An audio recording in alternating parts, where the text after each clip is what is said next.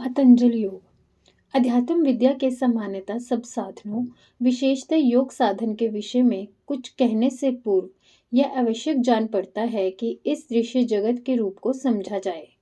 कुछ वैज्ञानिकों का मत है कि दृश्य की सत्ता दृष्टा से स्वतंत्र है और इसी धारणा को लेकर पश्चिम के अधिकांश भौतिक वैज्ञानिकों की प्रवृत्ति प्रकृति के गूढ़तम तत्वों को समझने और समझाने में रही है। भौतिक विज्ञान का ध्येय जिस दुनिया में हम रहते हैं उसे बताना और समझाना है।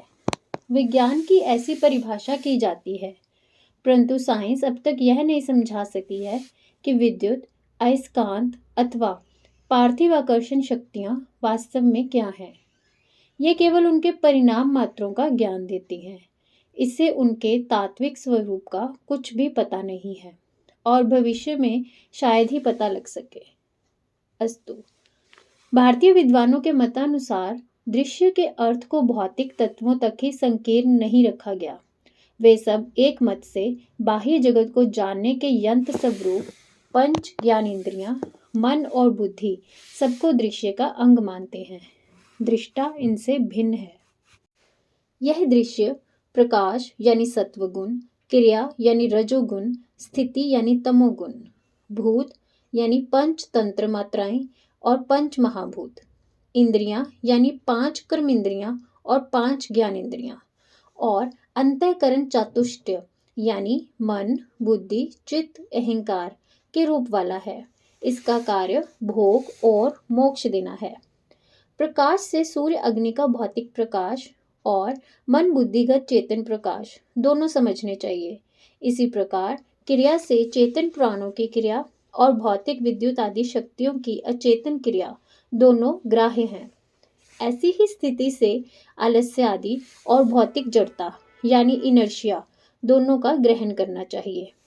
क्रिया यानी काइनेटिक और स्थिति यानी स्टैटिक दोनों परस्पर सापेक्षिक हैं और दोनों को ही शक्ति का परिणाम जानना चाहिए। सामान्यतः ये भौतिक पदार्थों के योग से दृष्टिगोचर होता है, जैसे गाड़ी का चलना, जलवायु का प्रवाह और विद्युत इच्छा शक्ति द्वारा चलित यंत्रों की क्रिया इत्यादि। इस सामान्य स्थूल दृष्टि के आधार पर यह सिद्धांत माना जाने लगा कि शक्ति को प्रवाहित होने के लिए किसी द्रव्यमय साधन की आवश्यकता है। कनाद का वैशेषिक सिद्धांत द्रव्य यानी मैटर को प्रधानता देकर आगे पग उठाता है। उनके अनुसार दृश्य द्रव्यात्मक यानी मटेरियल है। द्रव्य में क्रिया होती है और उसमें सामान्य, विशेष, समवाय 3 प्रकार के गुण होते हैं। यह सिद्धांत सांख्य और योग के आचार्यों को मान्य नहीं रहा। उन्होंने सूक्ष्म दृष्टि से देखा कि शक्ति से स्वतंत्र द्रव्य की कोई सत्ता नहीं।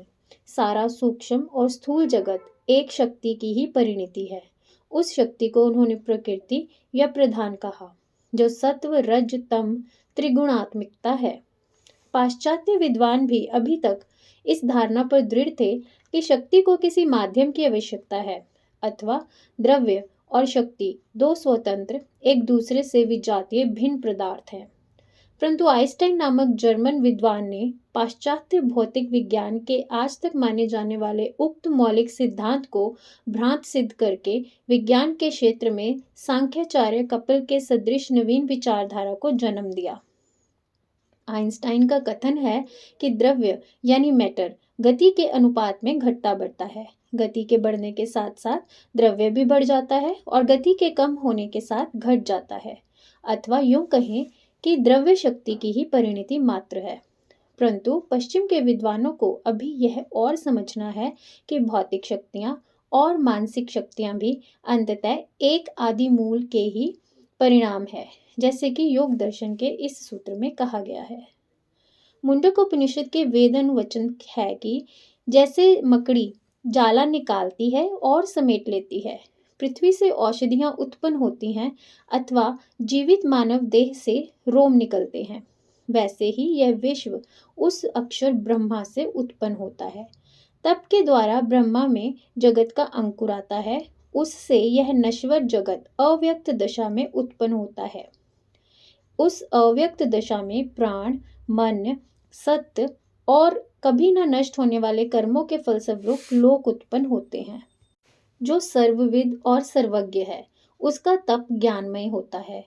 उससे यह नाम रूपात्मक विराट नश्वर विश्व उत्पन्न होता है, अर्थात जगत का कारण स्वरूप प्रागवस्था प्रकृति ईश्वर से उत्पन्न होती है। जिन लोगों ने उसे द्रव्यमय समझा, उन्होंने उसे प्रकृति कहा, दूसरों ने उसे शक्ति कहा, और जिन सूक्ष्मदर्शी विद्वानों ने शक्ति के रूप में विद्युतवत अनिर्वचनीय समझा, उन्होंने उसे माया कहा। यह कहा जा चुका है कि शक्ति में क्रिया और क्रिया में गति है, और गति की तीव्रता से शक्ति द्रव्य के रूप में परिणित होने लगती है। द्रव्य के रूप में परिणाम तमोगुण कहलाता है, जो रजोगुण का विरोधी, जड़ और प्रतिद्वंदी है, अर्थात शक्ति की वृद्धि के साथ उतनी मात्रा में जड़ता और स्थूलता उत्पन्न होती है। यह आधुनिक भौतिक विज्ञानियों का निश्चित मत है। शक्ति का रूप क्या है, यह मानव बुद्धि की समझ के बाहर की बात है, परंतु नियमबद्ध परिणाम प्रत्यक्ष अनुभव गम्य है, जिनके आधार पर विज्ञान उत्तरोत्तर नए नए आविष्कार कर रहा है। भगवान ने कहा है श्रीमद् गीता जी में, यह मेरी देवी गुणमयी माया दुर्तिक्रम्य है, अर्थात उसे कोई नहीं समझ सकता। उसके सत्व गुण से मन, बुद्धि, चित्त और अहंकार की, तमोगुण और रजोगुण के मिश्रण से भौतिक नाम रूपात्मक जगत की, और सत्व गुण और रजोगुण के संयोग से इंद्रियों की उत्पत्ति होती है। यह दृश्य जगत भोग और मोक्ष दोनों का कारण है, जैसा कि आगे समझाया जाएगा। ऊपर जो कहा गया है उससे यह बात स्पष्ट है कि दृश्य जगत में ऐसी कोई वस्तु नहीं हो सकती जो निष्क्रिय हो। जो पदार्थ जितने अधिक स्थूल दिखते हैं, देखने में स्थिर तथा निश्चल हैं, उनमें शक्ति की क्रिया उतनी ही अधिक है, और जो सूक्ष्म है उनमें कम है। यहाँ भ्रमर और तीव्र गति से घूमने वाले किसी यंत्र के गोल पुर्जे का विचार करें। ज्यों-ज्यों उसकी गति तीव्र होती जाती है, वह देखने वाले को स्थिर सा दिखने लगता है। पत्थर, लोहे या अन्य किसी ठोस पदार्थ का टुकड़ा यद्यपि स्थिर दिखता है, परंतु उसके परमाणु, जो शक्ति के पुंज मात्र हैं, लाखों मील प्रति सेकंड की गति से घूम रहे हैं। इस सिद्धांत को सामने रखते हुए योग कहता है कि मन जितना चंचल और चलायमान होता है, उतना ही वह जड़ स्थूल होता जाता है। इसके विपरीत जितना स्थिर, एकाग्र और समाहित होता है, उतना ही सूक्ष्म होते होते निर्बीज समाधि में विलीन होता जाता है। आत्मा निष्क्रिय अपरिणामी है। वह कभी स्पंदित नहीं होता, ना ही उसमें कोई विकार आता है, क्योंकि वह सूक्ष्म अति सूक्ष्म है।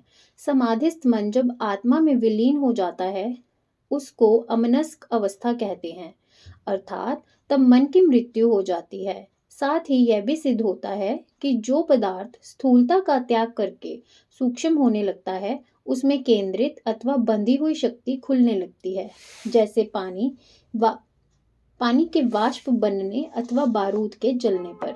इसलिए योगी का स्थिर मन बड़ा शक्तिशाली एवं बलवान होता है। साथ ही में उसमें सत्वगुण की वृद्धि होती है, क्योंकि स्थूलता से तमोगुण बढ़ता है और सत्वगुण दबता जाता है।